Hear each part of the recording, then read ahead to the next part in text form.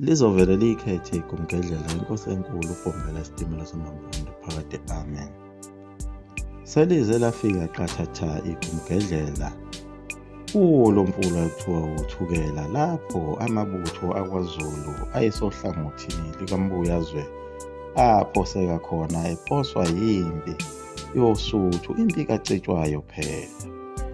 Kodwa aliwabonanga amathambo alawo mabutho. Sibona ukuthi asagqibeka kudala ngoba uZulu kawalandanga futhi lawo mathambo. Phela ziningi izimpi zakhona kwaZulu ezaziliwa ngamaqhawe akithi, agcina lawo mathambo azo ehleli idengwane. Kuze kube namhlanje sisenezinkinga zobabamkhulu bethu abasala ezimpini zakwaZulu ababelwa lezi zimpi ngokukhulu ukuzinikela, beshiya nemizi yobaba babo nabantwana nabafazi babo beyolwela isizwe sakwaZulu. Kuyadabukisa kakhulu konke lokhu ngoba sikaze sizwe lapho kwakwaba khona inkosi eyake yakhipha umkhosi omkhulu ukuthi kuyiwe kulezi ndawo okwakulwela kuzo obabamkhulu bethu kuyolandwa amathambo nemphefumulo yabo lapho abalala khona bevalwa amanxeba bebuyiselwe emakhaya kubo. Kodwa esikutholayo nje na ukubangwa kwezihlalo kuphela, njengoba sasibangwa nangaso lesi sikhathi esikhuluma ngaso sikacetshwayo.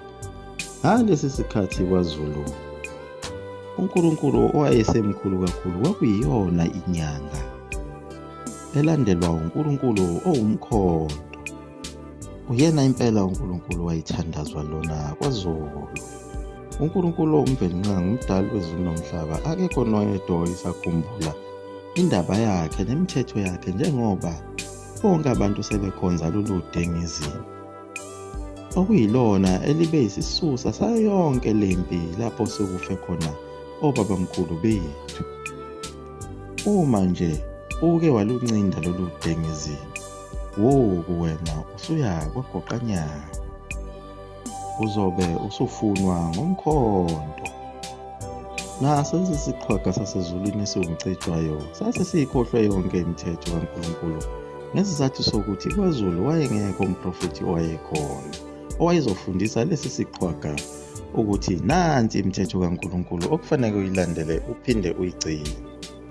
Kwakungcono nangesikhathi sikashaka ngoba wazifica ezinye zezinganekwane nemithetho kaNkulunkulu, njengoba sike sakhuluma egabeni ezedlule ukuthi wayithola inganekwane yomame owayitheza iyinkuni ngesabatha owaphanyekwa enyangeni. Lo uNkulunkulu oyinyanga udlisana yonke into ngoba kulezi insizi zakhe kufakwe lonke uhlobo lwezilwane uNkulunkulu angafuni ukuthi sidliwe isizwe samaJuda, sona phela isizwe samaZulu lesi. Kunezinyoka namaselesele nezimfudu namanqe namagwababa nofezela nawo wonke amanyundululo ezilwanyana ezinwabuzelayo akhona kulezi insizi. Nazo izicubu zabantu ziyabakhona futhi kulezi insizi. Hawu, sebephenduke amazimo futhi nabo njengoba bedla lezi insizi ezinezicubu zabantu. Njengoba sike sakhuluma ekuqaleni ukuthi nakuzo izimpi zakwaZulu lezi babe bekuqaqisisa uma sebekwazile sowufile, ebese bethatha inyongo yakho beyiphuza. Lokho kwenza kwabo kanjalo futhi babe kuthatha kuzo lezi zizwe lezi ezasezifikile kwaZulu, njengaso isizwe sakwaDobi. Selokhu kugoqiswe ilembe ngo-1828 kuSeptember 22. Lapho konakale khona izinto ngoba uZulu wayedwa manje asamtholi eyaphambili. Angeke nilibuse yobuswa ziqonjana indizela phezulu. Abelumbi laba bawuqhathile uZulu ngece. Isilo ucetshwayo lapho esasikade sihlezi khona kwesinye sezigodlo zaso isilo umpande. Isilo umpande sihleli esigodlweni saso kwanodweni. Nalo-ke lolu thando lwaso isilo selivukile phela luvukele yona indodana kaNomatshali umthonga, esesibona ukuthi ifanele ukuba ihlale esihlalweni sobukhosi njengoba isilombando sesingumduduvu nje na. Sekubonakala ukuba singakhothama noma yinini. Sesithathele indodana ewumthonga sincindisa odengezini lwayo. Liphinda khona lokho ekade likwenza kuye umntwana umbuyazwe lona ugcine esekhotheme phela naye ngenxa yokuncinda kulolo ludengezi eseliphenduke laba uNkulunkulu. Ekuncindeni kwalolo ludengezi izimpukane eziluhlaza zazikhona khona lapho ziyibuka futhi leyo nto. Ngabe seziyithatha leyo nto seziyisa kusoyisilo ucijwayo. Le mibango enjengalena ivamile ebukhosini ukuthi lapho kubonakala khona uma usondelene nenkosi bese kubonakala ukuthi sengathi wena uzohlala esihlalweni sobukhosi, noma kubonakala ufana kakhulu naso isilo. Bese kubonakala ukuthi njengoba uyindodana efana nesilo njena ngokubukeka okusho ukuthi wena uzohlala esihlalweni. Imbango ivame ukususwa izinto ezinjalo. Omunye akubalisele ngokuthi imina engangiye ngigeze ubaba izinyawo zakhe, usho ukuthi lokho kufanele ngihlale esihlalweni sobukhosi. Omunye athi mina engangiye ngimlethele amanzi ubaba mayomile, okusho ukuthi kumele ngihlale esihlalweni sobukhosi. Aze asenkingeni amakhosi ngoba phela abantwana basuke bengabantwana bonke besilo.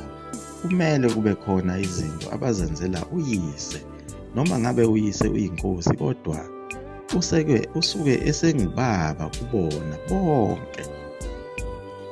Mhlambe isilo umpande sasiziqinisela nje umfana waso. Njengoba phela lolu dengezi okuncindwa kulo uqale kuso isilo ucijwayo, okusho ukuthi isilo mpande sasesibonile ukuthi sekwenele phela kuye umntwana ucijwayo usekhulile, sekufuneka siqinise abanye abancane kunaye. Sasithatha lolu dengezi sincindisa umbuyazi. Njengamanje sincindisa umthonga uyena futhi omncane ozalwa ngumama omncane. Lezi impukane eziluhlaza leyo nto yonke zayithatha zayitoluka ngokuba uye umthonga lona sezohlala esihlalweni sobukhosi njengoba esengceliswa kulolu dengezi nale. Nalo udengezi lizobaqeda, lizobakhahlela lolu dengezi mabengalibhekile. Ekuzweni kwalezi ndaba eziziwa isilo ucijwayo azibanga mnandi, futhi sabona isilo ucijwayo ukuthi ukuthi umsebenzi waso usemkhulu. Njengoba izandla zaso isilo ucijwayo zisemanzi igazi lamfowabo umbuyazi, sezomele liphinde futhi libulale futhi omunye umfowabo. Kodwa Ndlovukazi, umama phela ozala yena umthonga lona, wayephathaphatha. Asazi noma lolu dengezi lolu lalithakwa nguye yini ngemithi yakhona kubo emabheleni. Isukile impela isiphithiphithi sikhulu kakhulu njengamanje, njengoba phela nakuyo impi lena yakhona indonda kusuka baningi kade bethathe ukuhlangothi. Abanye bakwagoqa nyawo, abanye babalekile. Phela sikhulumile nangenduna uMakhasana owayezoba yiso lenkosi lapha yana phela empini. Kwakukhona naye uNongalaza kwakwamnyando owayekade ehamba kanye naye uMakhasana lo.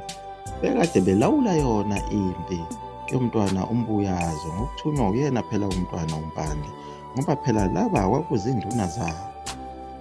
Liyagoqa lapho ekumgedlela umzukulu wamafutha omkhovu uDwinto Mnyeso umakhulu uSkophu ngenzani imali yami igcwele isikhwama phakade ame.